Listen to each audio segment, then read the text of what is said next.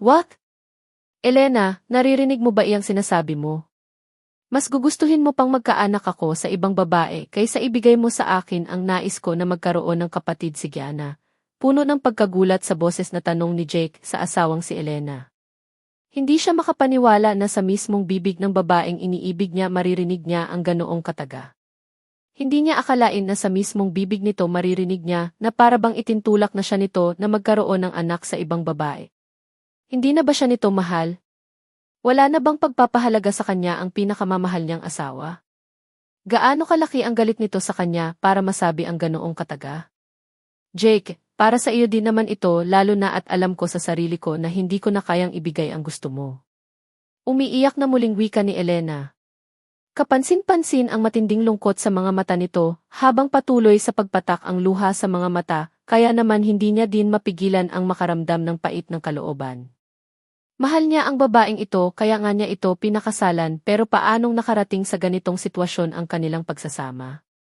Noon, kapag nagkatampuhan silang dalawa, oras lang ang nagdaan at nagkakabati din kaagad sila, pero ngayon. Kailaki na nang ipinagbago. Na para bang hindi niya nakilala si Elena. Na para bang may malaki ng lamat ang pagsasama nilang dalawa. Hindi mo kayang ibigay ang nais ko dahil ayaw mo diba? Ayaw mo nang magkaanak tayong dalawa. Ganoon ba, Elena? Puno ng pait sa boses na tanong niya dito. Hindi pa siya nakapag-pigil at hinawakan niya na ito sa magkabilaang balikat. Seryoso naman siya nitong tinitigan sa mga mata. Ayaw kong maging unfair sa iyo, Jake. Noong umalis kayong dalawa ni Gianna, kasama ang sekretary mong si Jolene, doon ko napagtanto na pwede palang mabago ang lahat. Hindi pala ako nabubuhay kagaya ng isang fairy tale na palaging masaya. Lahat may hangganan at kung saan kayo magiging masaya ni Gianna, nandito lang ako. Susuportahan ko kayo at maiintindihan ko ang lahat-lahat. Seryoso nitong sagot sa kanya at pagkatapos sabihin ang katagang iyon, mabilis na itong naglakad paalis. Naiwan naman siyang hindi makapaniwala sa narinig mula kay Elena. Kung ganoon, ngayon niya lang din napagtanto na sobrang nagtampo pala talaga ang asawa niya sa isang linggong bakasyon na hindi nila ito isinama. Masyadong naglikha ng malaking sugat sa puso iyon ni Elena at siguro, kailangan niyang gumawa ng paraan para maglaro sila ulit. Ayaw na nitong ibigay ang nais niya, fine. Okay ngayon niya lang pala napagtanto na hindi niya pala kayang mawala sa kanya ang asawa niya. Mahal na mahal niya ito at wala siyang magagawa kundi ang igalang ang naging desisyon nito. Ika-cancel niya ang kagustuhan niya na magkaroon ng pangalawang anak sa kahit na anong paraan. Hindi niya na itutuloy ang plano niya at makikipagbati na siya sa asawa niya. Tama, iyon ang napakagandang dapat gawin. Hindi niya pala kayang nakikitang nagsasuffer si Elena, kaya naman babawi siya dito.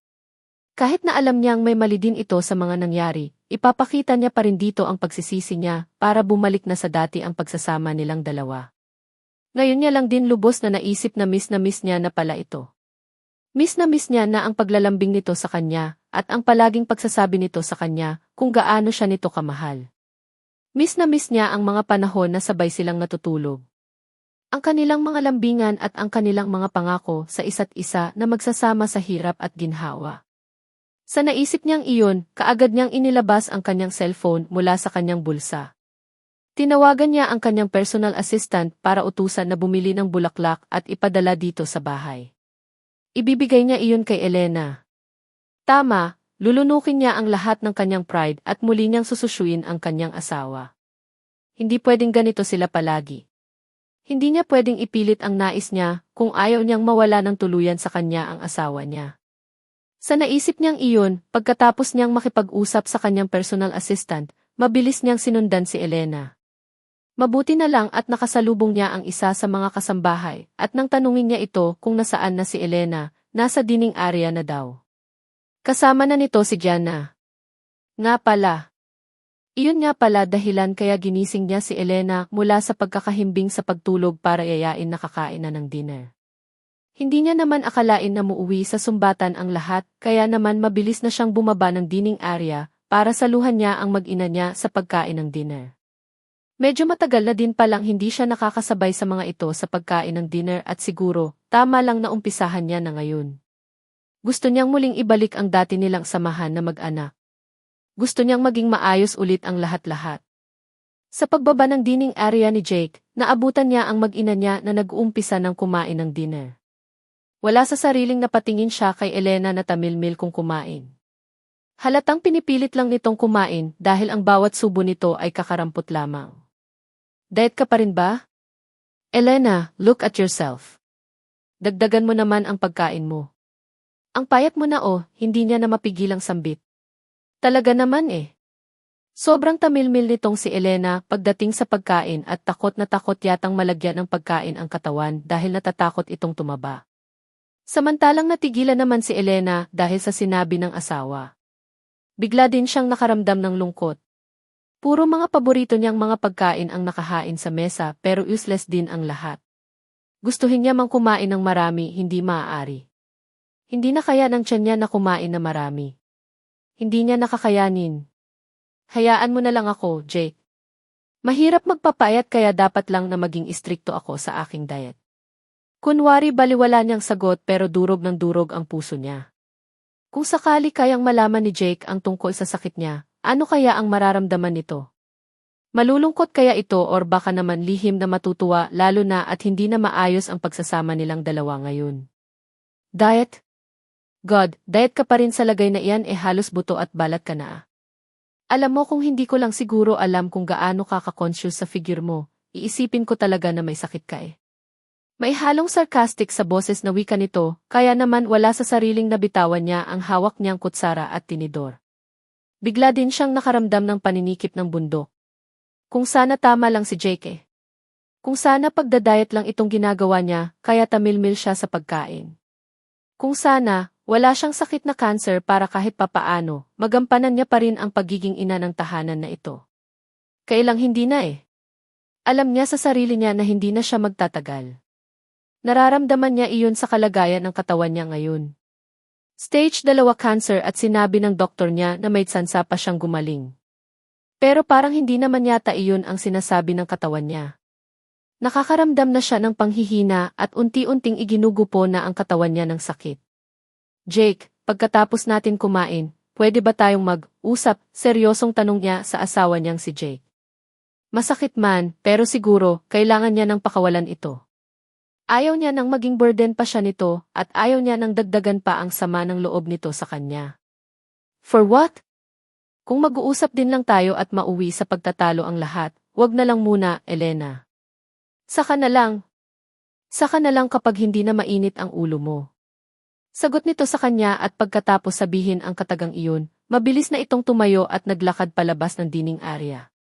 Kaagad naman itong tinawag ni Jana. Daddy.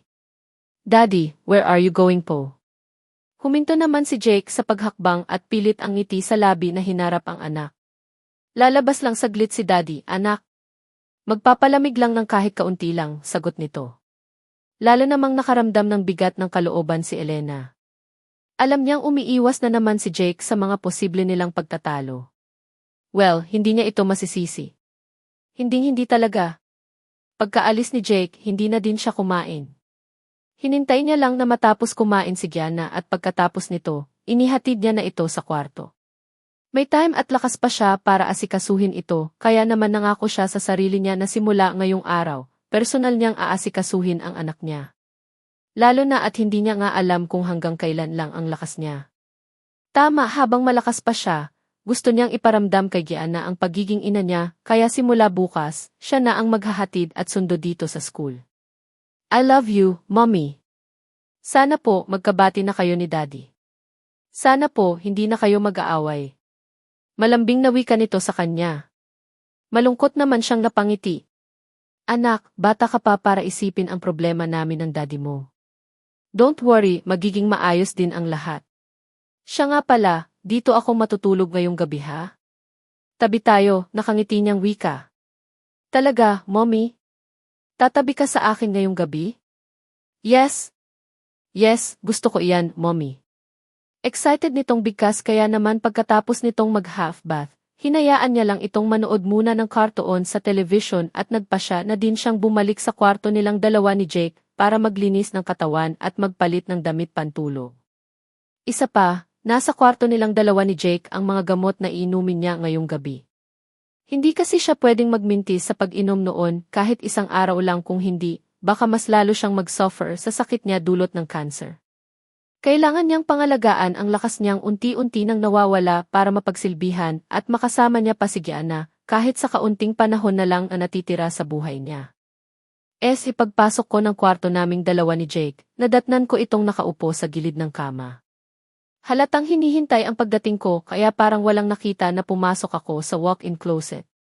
Kumuha lang ako ng pantulog na damit bago naglakad patungo ng banyo para maglinis ng katawan. Sa loob ng banyo na din ako nagbihis. Paglabas ko, nadatnan ko si Jake, ganoon pa rin, nakaupo sa gilid ng kama at halata pa ring hinihintay ang paglabas ko ng banyo. Sa kwarto ni Gianna ako matutulog. Tipid kong bigkas. Napansin kong kaagad na nagsalubong ang kilay nito. Seryoso akong tinitigan bago nagsalita. Elena, hanggang kailan mo ba ako ignorahin? Hindi pa ba sapat sa iyo ang salitang binitiwan ko at hindi mo talaga ako mapapatawad? Seryoso nitong sambit sa akin. Hindi naman ako nakaimik. Kung nagsiselos ka dahil sa nakikita mong pagiging close ko kay Jolene, sorry. Hindi na maulit. Bukas na bukas din, tatangalin ko siya sa trabaho. Muli nitong bigkas na labis kong ikinagulat. Jake, wala akong pakialam tungkol sa bagay na iyan. Kung ano man ang magiging desisyon mo pagdating sa gawain ng trabaho mo, nasa sa iyo na iyon. And regarding naman sa pagiging close mo kay Jolene or kahit sa kaninong babae, hindi ko paghihimasukan iyon. Kung saan ka masaya, di doon ka, kaswal kong sambit at pagkatapos kong sabihin ang katagang iyon, mabilis kong kinuha ang aking personal bag kung saan nakalagay ang aking mga gamot bago ako akmang magalalakad palabas ng kwarto. Kaya lang, bago pa ako nakalabas, naging maagap na si Jake. Nahawakan niya ako sa balikat habang nakikita ko na ng galit sa mga mata nito. Iyon lang ang masasabi mo. Na para bang wala ka ng pakialam sa pagsasama nating dalawa? Sabihin mo nga sa akin, mahal mo pa ba ako, Elena? Seryoso nitong tanong. Muli, hindi ko na naman napigilan ang pagpatak ang luha sa aking mga mata. Yes, mahal kita. Mahal na mahal kita, Jake, kaya nga nagpaparaya ako ngayon dahil nagigilty ako dahil hindi ko na kayang ibigay ang gusto mo. Hindi ko na kaya kahit nagustuhin ko pa, umiiyak kong sambit. Napansin ko ang pagtataka sa mga mata nito. Hinawakan ako sa magkabilaan kong balikat bago ito nagtanong. May problema ka ba na hindi mo sinasabi sa akin? Elena, sabihin mo, ano iyon? Ano ang problema? Hindi ko naman mapigilan ang mapailing. Pilit kong tinatangal ang kamay nitong nakahawak sa magkabilaan kong balikat pero sadyang mas malakas sa akin itong si Jake. Elena, asawa mo ako, asawa kita. Siguro, kung may sama ng loob ka sa akin, pwedeng-pwede mo iyong sabihin sa akin. Now, sabihin mo ano ang problema? Ha? Seryosong muli nitong tanong. Kaagad akong umiling. Hindi ko kayang sabihin dito kay Jake ang kalagayan ng health ko. Hindi pa ako ready na makita ang magiging reaksyon nito. Tama nang ako na lang ang magdusa lalo na at feeling ko, kasalanan ko din kung bakit ako iginupo sa ganitong klaseng sakit. O kaya ko. Wala akong problema. Ang gusto ko lang ngayong gabi ay ang makatabi ang anak natin sa pagtulog, yun lang, Jake. Mahina kong sambit. Napansin ko ang pait na kaagad na gumuhit sa mga mata nito, pero hindi ko na iyon pinansin pa. Nang tuluyan niya akong bitawan, tuluyan na akong naglakad palabas ng kwarto. Hilam ang luha sa aking mga mata na tinahak ko ang way patungo sa kwarto ni Gianna. Mabuti na lang talaga at hindi na ako pinigilan ni Jake, kung hindi ko na din talaga alam kung ano ang gagawin ko. Baka masabi ko pa dito ang katotohanan tungkol sa sakit ko, which is ayaw kong mangyari. Ayaw kong madamay si Jake sa paghihirap ng kalooban ko ngayon. Nang gabi ding ito, dito ako matutulog sa tabi na anak ko. Gusto kong ibigay ang quality time na kaya ko pang ibigay habang may lakas pa ako. Gusto kong ipadama kay Gianna ang pagmamahal ko bilang isang ina nito. Kinaumagahan, nagising akong sobrang nakakaramdam ng panghihina. Naramdaman ko ang paghalik sa akin ng gising na si Gianna, pero parang walang lakas akong bumangon. Mommy, wake up na po. Hinihintay na tayo ni Daddy sa dining room. Malambing nitong wika. Pilit akong ngumiti dito para ipakita dito na ayos lang ako pero hindi talaga kaya. Anak, inaantok pa si Mommy eh. Mauna ka na sa dining area, susunod na ako. Nakangiting sagot ko dito. But kahit? Sabay na tayo, Mommy. Bangon ka na, please, malambing nitong bigkas. Wala na akong nagawa pa kundi ang pilit na bumangon pero hindi ko pa rin kaya. Sobrang nanghihina ako at ramdam ko din ang mataas na temperature sa aking katawan. Nilalagnat na naman ako. Kay bilis iginupo ang katawan ko sa sakit na ito. Ilang linggo ko palang nalaman ang pagkakaroon ng cancer pero feeling ko, unti-unti na akong namamatay.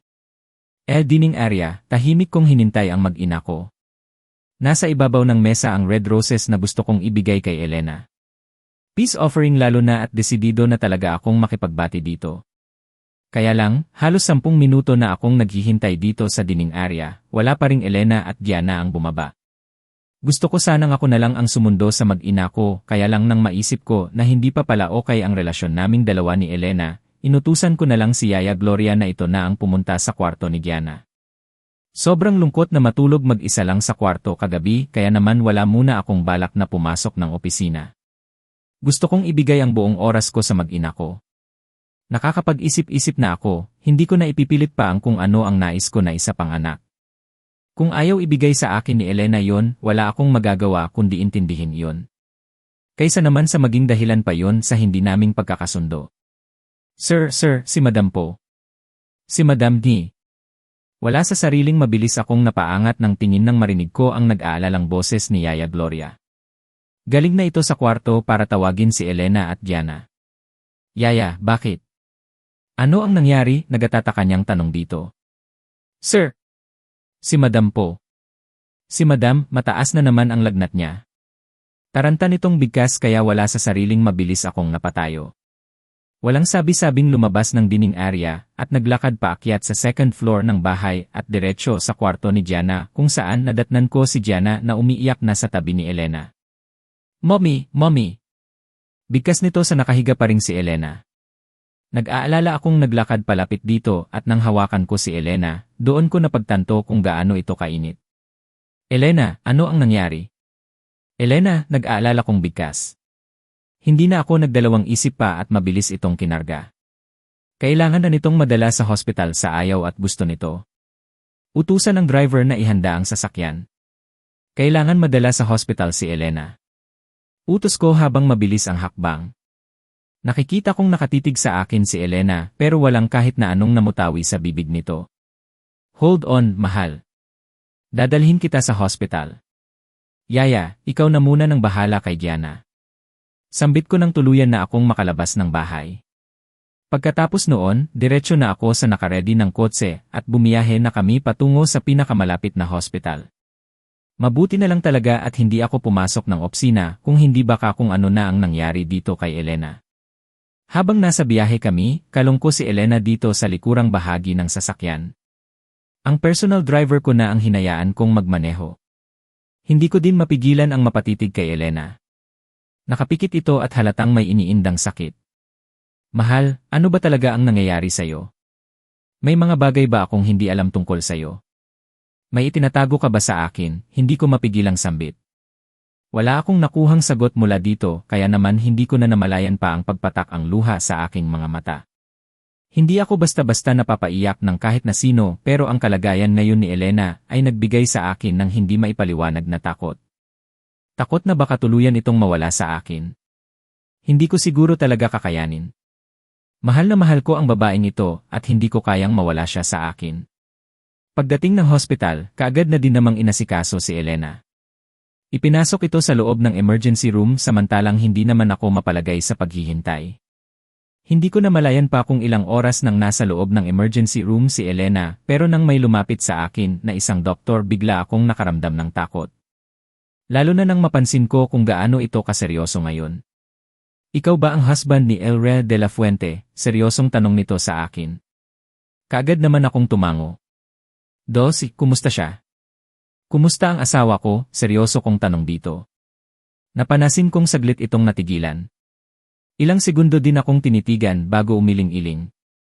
Mr. De La Fuente, mabilis ang pagkalat ng cancer sa katawan ng misis mo sa hindi namin inaasahan.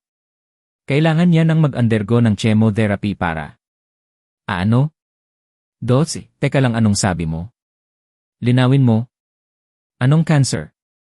Sinong may cancer? Seryosong tanong ko. Kahit na sa hinagap, hindi ko ito inaasahan. Matalim ang mga matang tinitigan ko ang doktor na noon ay nababaka sa mukha ang pagkagulat. Mr. De La Fuente, don't tell me na hindi pa rin nababangit sa inyo ni Elrea De La Fuente ang tungkol sa sakit niya. She has stage 2 stomach cancer at ang mga ganitong sakit ay hindi dapat binabaliwala. Seryoso nitong sagot na labis kong ikinagulat. Hindi ko inaasahan na maririnig ko ang katagang iyon mula sa bibig ng isang doktor. Si Elena may cancer. Kailan pa? Paanong hindi ko ito nalaman kaagad? Kahit na sa hinagap ay hindi ko ito inaasahan kaya parang nanghihina akong biglang napaatras. Hindi. Hindi totoo yan. Imposible malusog si Elena. Hindi pwedeng magkasakit siya ng ganyan. Hindi ako papayag, paulit-ulit kong sambit. Pakiramdam ko biglang lumaki ang ulo ko sa mga nalaman. Hindi ko kasi talaga alam kung paanong nakaroon ng ganoong klasing sakit si Elena, gayong ang alam ko, malusog ito. Tulog si Elena nang ilipat ito sa isang private room.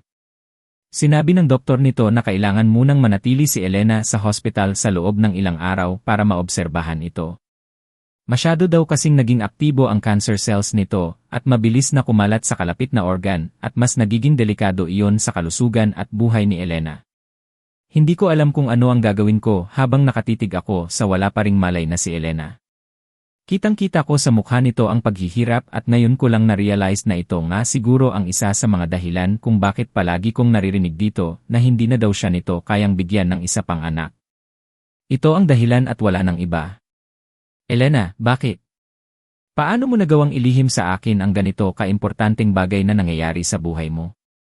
Kung hindi ko pa pala nakausap ang doktor mo, hindi ko malalaman ang tungkol sa sakit mo, mahina kong sambit. Buong pagmamahal na hinawakan ko ang kamay nito at pinisil iyon. Hindi ko siguro kakayanin kung may masamang mangyari dito. Hindi ako papayag na mapahamak ito at tuluyang mawala sa akin. I am sorry, mahal. I am sorry sa mga panahon na wala ako sa tabi mo. Promise, babawi ako sayo. Babawi ako at gagaling ka. Kung kinakailangan na kukuha ako ng mga magagaling ng doktor sa mundo para lang mapagaling ka, gagawin ko. Basta huwag ka lang sumuko. Kailangan kita. Kailangan ka namin ng anak nating si Gianna. Mahina kong sambit. Hindi ko na namalayan pa ang pagpatak ang luha sa aking mga mata.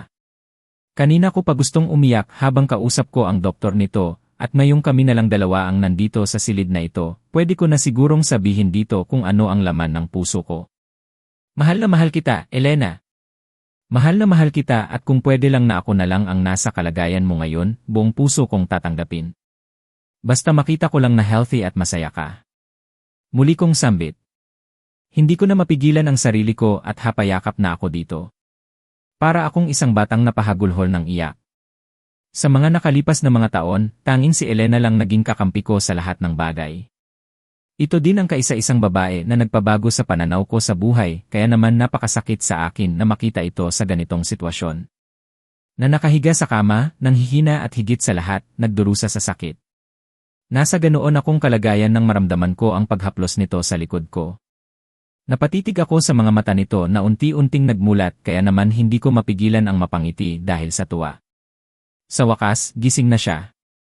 Gising na ang mahal ko. Mahal, kumusta? Sabihin mo sa akin, may masakit ba sayo? Tatawagin ko ang doktor mo. Seryoso kong sambit. Pasimple kong pinunasan ang luha sa aking mga mata. Ayaw kong makita ako ni Elena sa ganitong sitwasyon. Ayaw kong nakikita niya akong nahihirapan. Jake, nasaan ako? Ano ang nagyari? Nagtataka nitong tanong sa akin. Akmang babangon sana ito pero muli ding napahiga nang makaramdam marahil ng matinding panghihina. Mahal, nandito tayo sa hospital. Inaapoy ka ng lagnat kanina kaya wala akong choice kundi ang dalhin ka dito.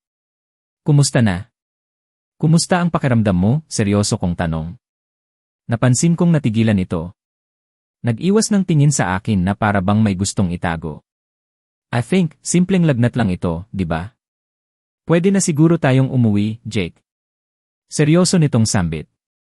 Muli, naramdaman ko na pilit itong bumabangon ng higaan pero hindi sapat ang lakas nito para gawin iyon.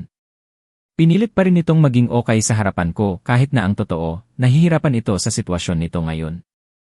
May sinabi ba ang doktor sa'yo, Jake? Sabihin mo sa akin, hindi ba't simpleng lagnat lang ito at makakalabas din naman ako kaagad, di ba? Nakangiti nitong tanong sa akin. Kaagad naman akong tumango. Paano ko sasabihin sa babaeng mahal ko na alam ko na ang tungkol sa sakit nito, gayong alam ko na pilit nitong itinatago sa akin ang katotohanan? Siguro, ayaw din nitong mag-alala ako kaya kahit na alam ko na, kailangan ko sigurong magkunwari na hindi pa. Para sa kapanatagan ng kalooban nito. Hihintayin ko na lang siguro kung kailan nito sasabihin sa akin ang lahat tungkol sa sakit nito. Yes, simpleng lagnat lang naman daw, mahal. Pero, hindi ka pa pwedeng lumabas dito hanggat hindi ka talagang magaling. Kaswal kong wika. Napansin kong kaagad itong napangiti. Ganoon ba? Kung ganoon, makikikooperate ako. Sana lang talaga gumaling na kaagad ako, Jake. Hanggat maaari, ayaw ko din talagang magstay ng matagal dito sa hospital. Seryoso nitong sagot sa akin. Kaagad ko naman itong hinawakan sa kamay at pinisil iyon. Of course gagaling ka, mahal. Hindi pwedeng hindi dahil magagalit talaga ako. Isang simpleng lagnat lang naman ito at bukas na bukas din, magiging maayos din ang kalusugan mo. Nakangiti kong sagot.